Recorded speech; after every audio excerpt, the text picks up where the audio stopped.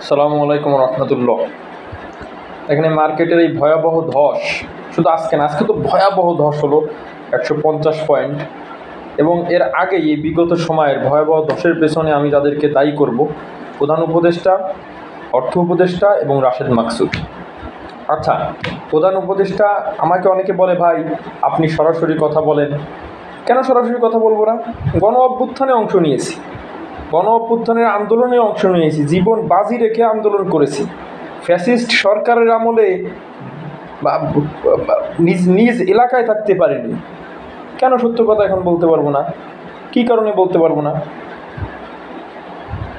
দেখেন, মার্কেটে ভয়াবহ ধস এবং পতনের পেছনে তিনজন ব্যক্তি দায়ী। প্রথমত প্রধান উপদেষ্টা, অর্থ উপদেষ্টা, রাশেদ মাকসুদ এবং আরেকজন যুক্ত হয়েছে আনিসুজ্জামান।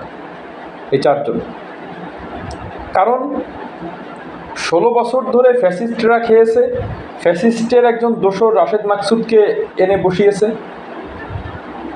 এই রাশেদ মাকসুদকে দিয়ে মার্কেটে লুটপাট চলতেছে একেবারে।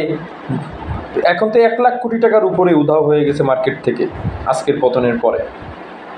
দেখেন, স্পষ্ট একটা বার্তা হইল, এই 8 মাসে যে পতন চলতেছে, প্রধান উপদেষ্টা পারতো না এইটাকে ইন্টারফেয়ার করে যৌক্তিক সমাধানে এনে কি হইলে মার্কেটটা ভালো হবে, কি হলে বিনিয়োগকারীরা রক্ষা পাবে, কি হলে বিনিয়োগকারীদের এই ক্ষতিটা পূরণ হয়, বিনিয়োগকারীরা শেষ হয়ে গিয়েছে, নিঃস্ব হয়ে গিয়েছে, কিভাবে তাদের পাশে দাঁড়ানো যায়, এইটা প্রধান উপদেষ্টা চাইলে পারতো, তিনি করেনি। কি কারণে করেনি? নিশ্চয়ই কোনো কারণ আছে, উদ্দেশ্য ফায়দা কিছু আছে, করেননি। অর্থ উপদেষ্টা, এই জন্য প্রধান উপদেষ্টাকে দায়ী করলাম। অর্থ উপদেষ্টা, সে তো এই বিভাগের দায়িত্বে আছে, অর্থ মন্ত্রণালয়, সেই তো নিয়োগ দিয়েছে রাশেদ মাকসুদ তার আত্মীয়করণ করে। সে তখন দেখলো বিনিয়োগকারীরা নিঃস্ব হচ্ছে, তখন রাশেদ মাকসুদকে সরিয়ে দিয়ে যোগ্য একজন লোককে বসিয়ে নীতি নির্ধারণের মাধ্যমে মার্কেটটাকে ঠিক করতে পারতো, সেটা সে করেনি। বরঞ্চ রাশেদ মাকসুদের সমস্ত অপকর্মকে বৈধতা দিয়েছে এই অর্থ উপদেষ্টা।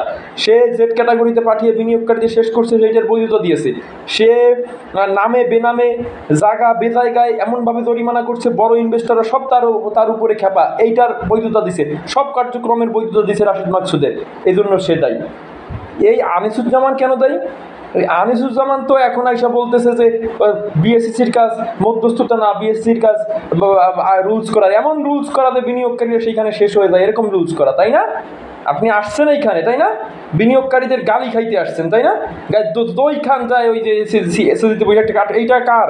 বিনিয়োগকারীদের। এটাকে আপনার বাপের বাপের বাড়ি থেকে টাকা নিয়ে আসছেন? বাপের আমাদের টাকায় বিএসসিতে গিয়ে ভালো ভালো খেয়ে আবার বিনিয়োগকারীদের এগেনস্টে কথা বলা। যাই হোক, এই লোকটা আর বলবো না, মেজাজ খারাপ হয়ে যাবে, বেশি বলতে চাই না। এরপরে আপনার রাশেদ মাকসুদ তো পুরাপুরি দায়ী। সে তো তার প্রথম নীতি নির্ধারণী জেড ক্যাটাগরিতে পাঠায়, কোম্পানিকে শাস্তি না দিয়ে বিনিয়োগকারীদের পোর্টফোলিও থেকে লক্ষ লক্ষ কোটি টাকা শেষ করে দিছে, হাজার হাজার কোটি টাকা শেষ করে দিছে। আরে ভাই, যারা ফ্যাসিস্ট, যারা দেশ সময় কার সঙ্গে জড়িত, তাদের ইদিক, তাদের আপনার শাস্তি দিক, কোনো সমস্যা নেই। কিন্তু গড়ান শাস্তি দেওয়া শুরু করছে, যাদের শাস্তির উপযোগী না তাদেরও শাস্তি দেওয়া শুরু করছে। লালি সাহেব সেদিন যেটা বললো, তার মানে এ তো ধ্বংস করে দিচ্ছে, এ তো পুরাপুরি দায়ী, পরিষ্কার বলে দিচ্ছি।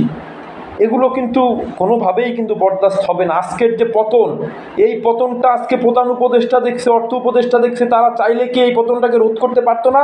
100 বার পারতো, 100 বার পারতো।